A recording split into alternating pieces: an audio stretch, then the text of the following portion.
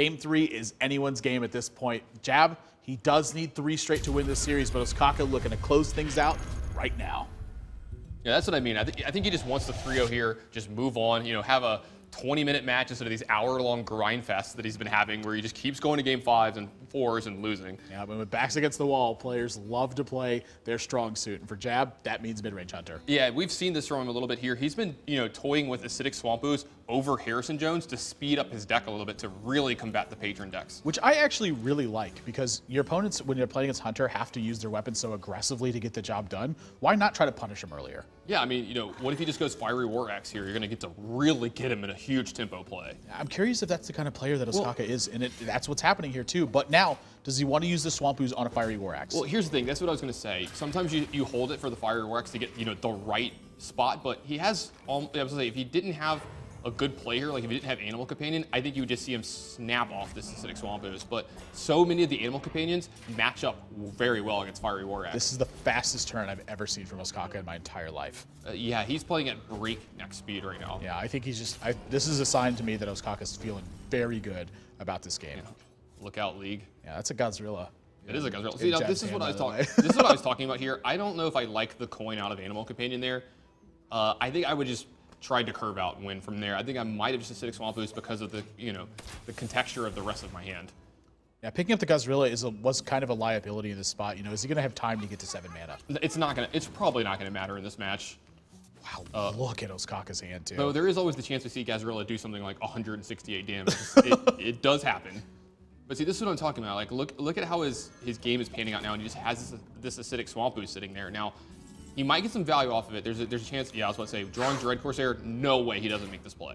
Yeah, just what a beautiful hand that Ostkaka's had so far. The Acidic Swamp Ooze is a little bit of a saving grace of this, but is he going to be able to fight back from this position? He's going to be behind for likely just the rest of the game. Yeah, he's probably going to be behind almost the rest of the entire game. Now, do you just use a removal spell here like Quick Shot to take care of some of this board and try to alleviate some of the pressure? Like, where do you go from here? It's either Kill Command or Quick Shot in this spot. Your opponent isn't 19 right now, but your threat is checked at the moment.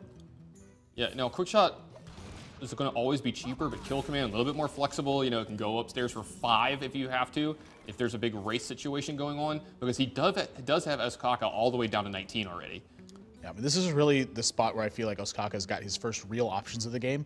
A couple different ways to open this up. Maybe he wants to try to break through a little bit earlier. He is at 19, and Jab still does have 5 cards in his hand. What do you think about just Warsong Commander Frothing Berserker trade attack? I don't mind that at all. It's 4 points of damage. It forces Jab to do something to get control over the board. Like maybe you get an Iron Beak Owl out of this, and then you're able to break it open the next turn with another Frothing Berserker. Yeah, it just depends on how Ostkaka wants to play the game going forward here. I find that these are the hardest turns for this deck, and the good players find like the best lines from here. This is where they really get their extra edges. Yeah, and it's important here to be trading, I think, the Gnomish Inventor, because this is going to, the last thing you want is for this board to be vulnerable to Eaglehorn Bow. But all 3 of the minions are high priority against Eaglehorn Bow as well. So I can see it going either way. Ostkaka's the kind of person who wants to diversify his board a little bit more. So not surprising to see this happen. But at the same time, I feel like it's probably just better to sacrifice your Gnomish Inventor. Keep your Frothing Berserker healthy. I agree with you. It makes it harder for Jab to take care of it. You can't just have something like Unleash the Hounds here. But then this makes Grim Patron better next turn if, Jab doesn't run all of his minions in here. Yeah, Kill Command is going to take care of this Warsong Commander. And so able to get a couple points of damage, but not much else. Yeah, any minion left over here, huge liability for Jab. Yeah, no Warsong Commander here, though. Battle Rage for 2 is going to be the start. And with Armorsmith and Frothing Berserker back behind this, Jab is going to have his work cut out for him. Yeah, absolutely. Now, he does start to get, some big threats into play. He can get a Gazrilla in play next turn, followed it up with, like, a high main into a hero power. But I have to believe he's going to get this Iron Beak Owl into play now as well.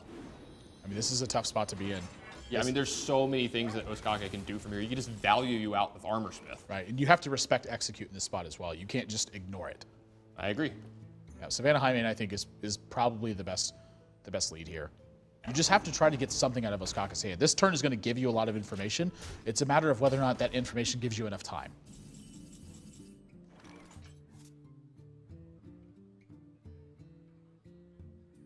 This looks like a pretty cut and dry turn for Ostkaka as well. Honestly, I like just leading with Gnomish Inventor and then setting up the Dust Bite. Yeah, just see what you draw, Get the Nobish Inventor in there first, get all the information. Plus the damage is building here too now.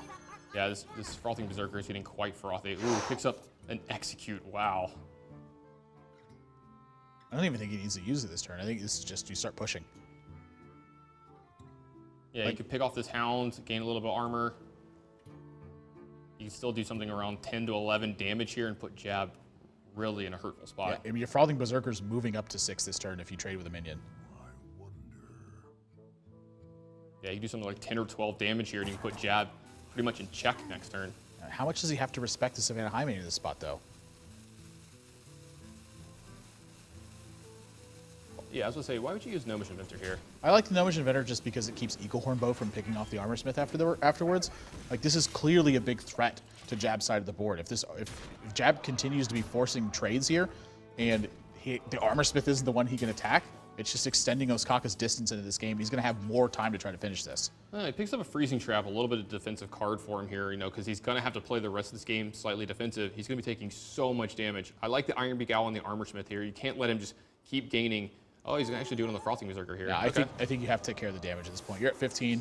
You have to respect what's happening. Yeah, he could have traded in here, but I guess he wants to keep his Savannah Highmane around. Yeah, and Mad Scientist, you know, suddenly the board is on Jab's favor right now, but is he, again, this is 10 damage he's looking at, 12 damage he's looking at now.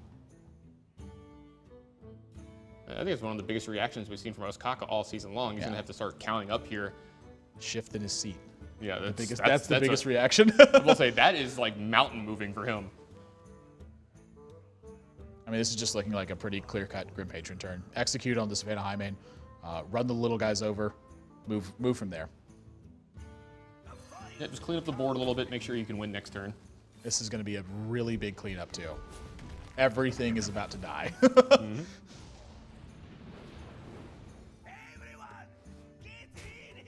Yeah, he's going to get to fill up this board with Grim Patrons as well. Yep, doesn't even need to kill his Pilot Shredder. I don't even think he's really too... I think he's going to kill the front half of it, but just look at the board position now. Yeah, I think you do it just in, like... Well, he's going to push for damage here, but there might be a chance he trades in here. Yeah, takes care of that. Just because you don't want something crazy to happen here. You don't want to get, you know, perfected from Jab here and lose this way, because this game just looks great, and you're just trying to get this easy sweep. You know, it's funny, not killing the Piloted Shredder here removes the ability of Doomsayer to swing this game back around. Yeah. So I actually think that it's best to not kill the Piloted Shredder, even despite the fact that it looked like such a clean kill for him. Yeah, that's pretty much going to do it here for Jab. 9, 10, 11, 12. Yeah, he's staring down 13 damage. Does have a Freezing Trap in play, but he's, you know, Fiery War Exit behind in Ostkaka's hand. Yeah, you have to play the Gazrilla here in Hero Power because crazy things happen. If he somehow lives through this turn and, you know, draws, like, I don't know, some way to damage his Gazrilla multiple times, like there's an unstable goal, but you cannot put this into play. You cannot put this unstable goal into play. Well, he can put it into play because he's just going to outright win this turn, but, you know, what a performance from Ostkaka. It's so much different than the matches we've seen from him. And this is kind of what I've been waiting for the whole season is he's been fighting from behind in every single game. Look at what happened when he gets ahead. Yeah, that's what I'm saying. He's had such a rough season. He's been down 0-1 and 0-2 in so many matches. Him getting up 2-0 in a match, I think this might be the first time we've seen this almost all season from him.